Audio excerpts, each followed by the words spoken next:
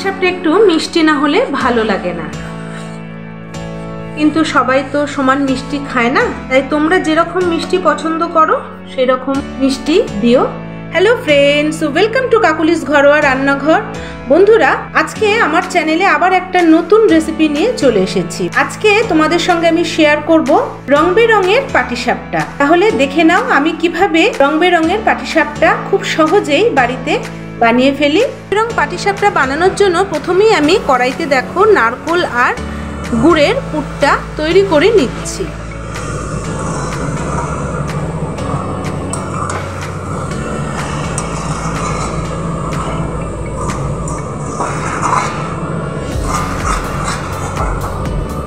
আমার রেডি হয়ে গেছে, এবার আমি একটা থালার মধ্যে বেড়ে নেবো। দেখো বন্ধুরা, পুর আমার রেডি হয়ে গেছে। তাহলে চলো এবার শুরু করে ফেলি রং বেরঙের পাটিসাপটা। রং বেরঙের পাটিসাপটা বানানোর জন্য প্রথমেই আমি এখানে একটা এরকম গামলা নিয়ে নিয়েছি। তার মধ্যে আমি বড় কফি মগের 2 মগ আমি ময়দা নিয়ে নেব। দেখো 2 মগ ময়দা আমি নিয়ে নিলাম। এবার এর মধ্যে আমি দিয়ে দেবো সুজি 1/2 মগ, দেবো সামান্য লবণ। আমি এতে কোনো রকম চালের গুঁড়ো ব্যবহার করছি না। তোমাদের যদি মনে হয় তোমরা চালের গুঁড়ো দেবে তাহলে দিতে পারো, কিন্তু আমি এতে কোনো রকম চালের গুঁড়ো ব্যবহার করছি না। এবার এটাকে আমি ভালো করে জল দিয়ে মেখে নেব। আমি কোনো রকম চামচ দিয়ে গুলছি না, আমি সরাসরি হাত দিয়েই একটা ব্যাটার তৈরি করব।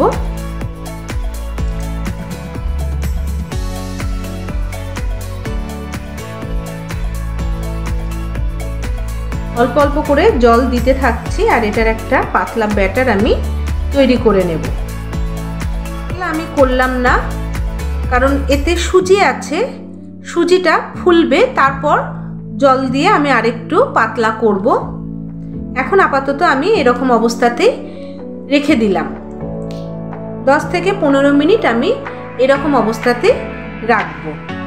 এর পাটিসাপটাতে আমি এইরকম চাকা গুড় ব্যবহার করব।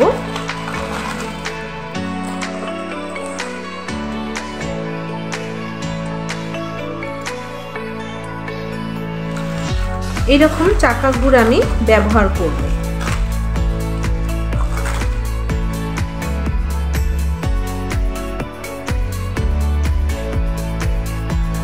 গুড়টাকে আমি টুকরো টুকরো করে নেব।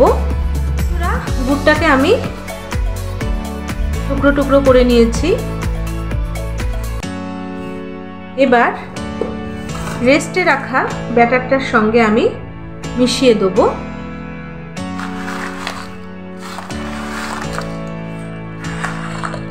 পাটিসাপটা একটু মিষ্টি না হলে ভালো লাগে না, কিন্তু সবাই তো সমান মিষ্টি খায় না, তাই তোমরা যেরকম মিষ্টি পছন্দ করো সেরকম মিষ্টি দিও।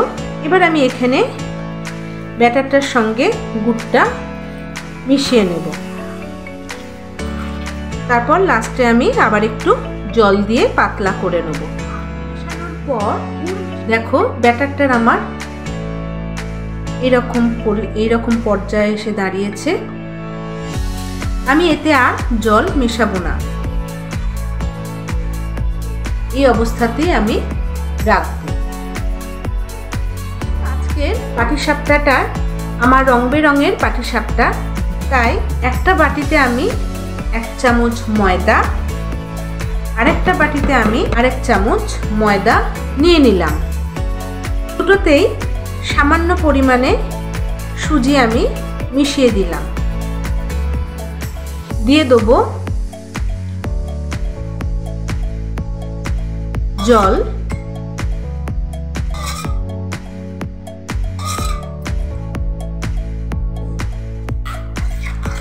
জল দিয়ে আমি একটা পাতলা ব্যাটার বানিয়ে নিলাম। দুটোতেই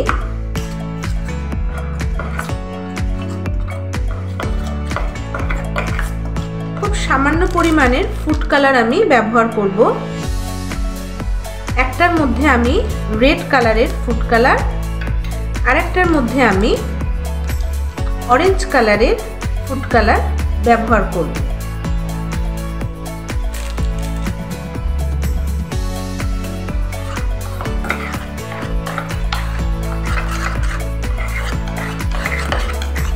তাহলে চলো এবার বানিয়ে ফেলি রং বেরঙের পাটিসাপটা।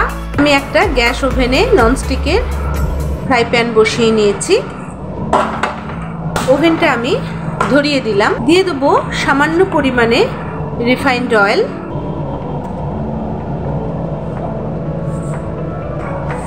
আমি ব্যবহার করছি বেগুনের বোটা। তোমরা চাইলে ব্রাশও ইউজ করতে পারো, কিন্তু আমি বেগুনের বোটাতেই কমফোর্টেবল। মা, কাকিমা, জেঠিমা, ঠাকুমা সবাইকে তো দেখেছি বেগুনের বোটা দিয়ে পাটিসাপটা বানাতে, তাই আমি এই বেগুনের বোটাটাই ব্যবহার করছি। তাওয়াটা গরম হয়ে গেছে। এবার আমি অল্প অল্প করে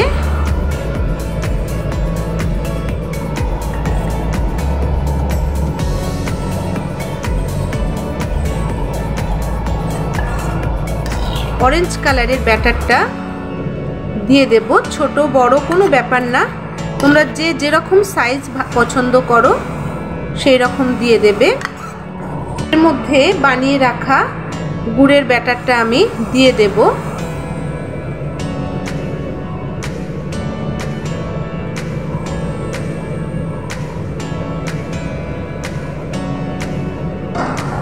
দিয়ে আমি ঘুরিয়ে নেব। গুড় নারকেলের যে পুরটা রেডি করা আছে সেটা আমি দিয়ে দেব।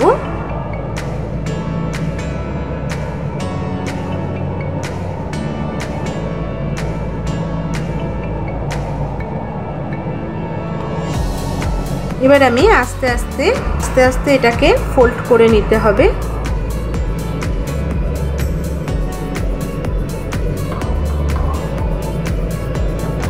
দেখো কি সুন্দর উঠছে। রেড কালারের যে ব্যাটারটা রেডি করে রেখেছিলাম সেই ব্যাটারটা দিয়ে দেব। আর আবারও আমি গুড় এবং নারকেলের পুরটা দিয়ে দেব এবং আস্তে আস্তে ফোল্ড করব।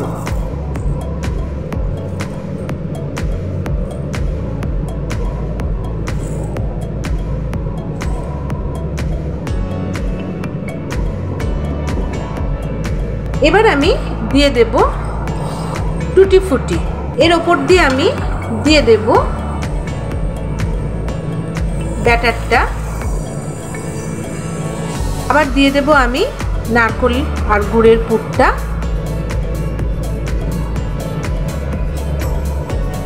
আস্তে আস্তে আমি ফোল্ড করে নেব।